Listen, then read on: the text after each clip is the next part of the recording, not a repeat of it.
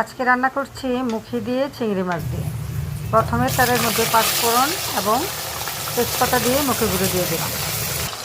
বলে রাখি, মুখিগুলো আমি সেদ্ধ করে নিই। মুখিগুলো আমি কেটে লবণ দিয়ে সুন্দর করে কিছুক্ষণ মেখে রেখেছিলাম।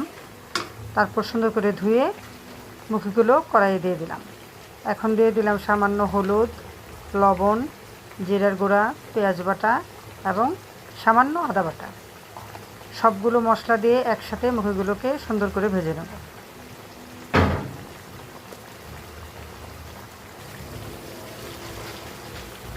মুখিগুলো সুন্দর করে কষিয়ে এখন আমি এখানে চিংড়ি মাছগুলি দিয়ে দেব। চিংড়ি মাছ সহ মুখিগুলো সুন্দর করে কষানো হয়ে গেলে দিয়ে দেব কাঁচামরিচ।